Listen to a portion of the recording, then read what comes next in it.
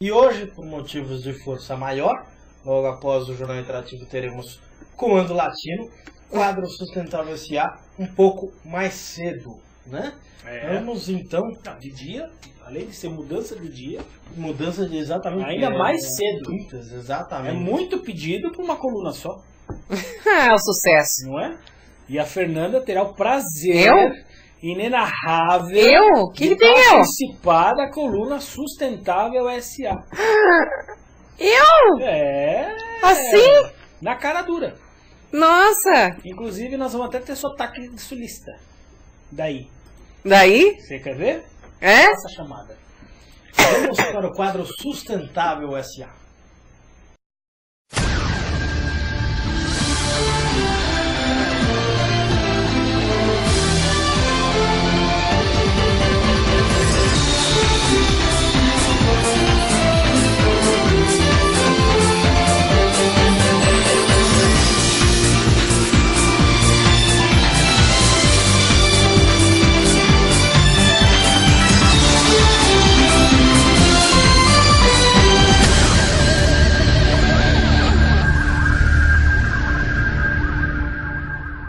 Na coluna Sustentável S.A. de hoje, falaremos, por isso que eu falei do sotaque sulista, falaremos sobre Curitiba City.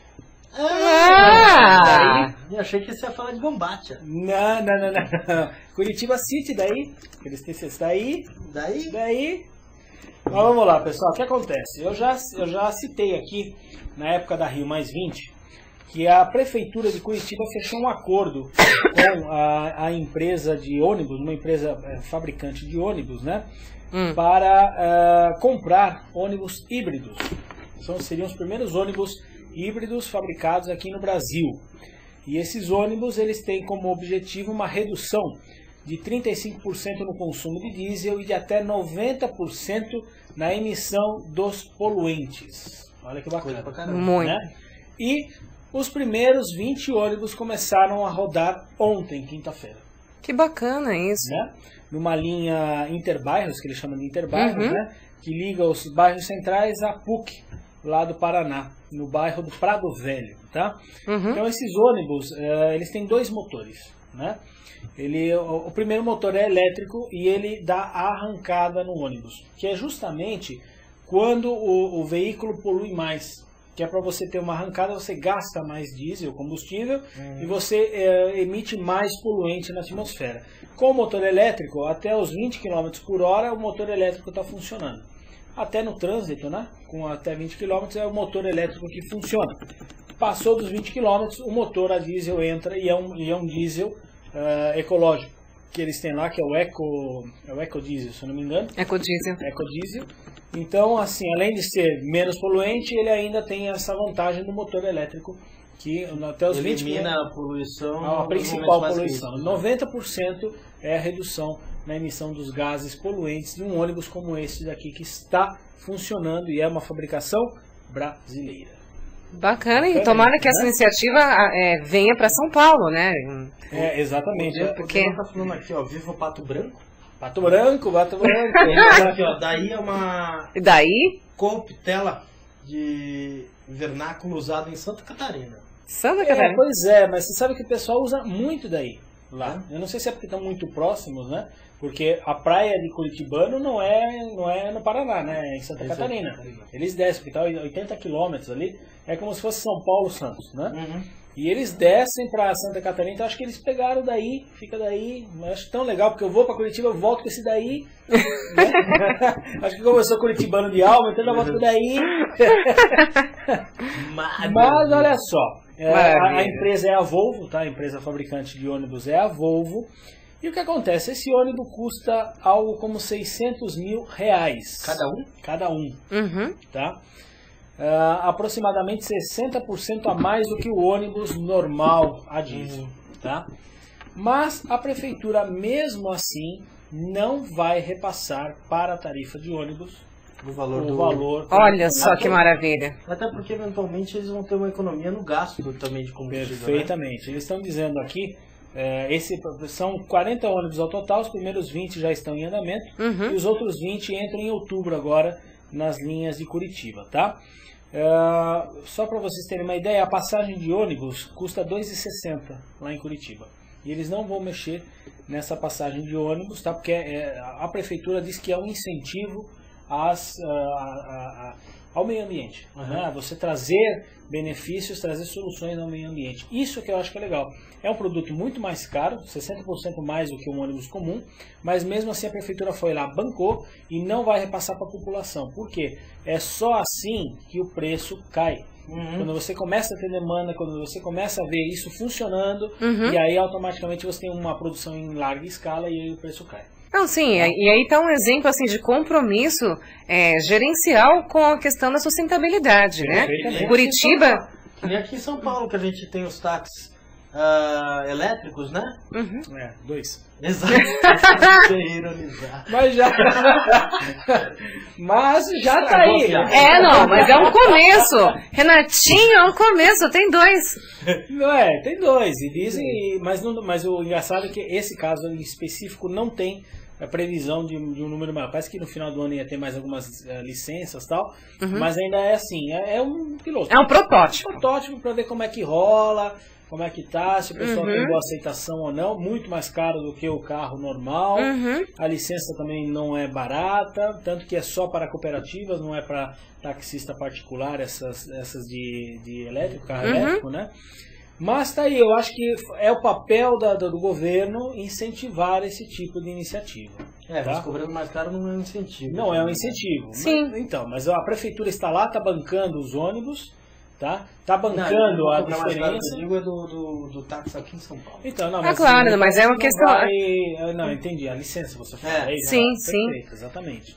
É que na realidade a Curitiba, não é isso que está implantando, tá tendo uma visão a longo prazo do benefício, a questão econômica, porque está economizando combustível, né? O ganho ambiental, que é óbvio numa situação dessa, e parabéns, né? Parabéns aí. É óbvio, vai acarretar, seja para planos eleitorais ou não. A cidade de Curitiba sempre demonstra estar à frente, na vanguarda do meio ambiente, na vanguarda da sustentabilidade. E do transporte público, né? Do transporte público, exatamente, tá?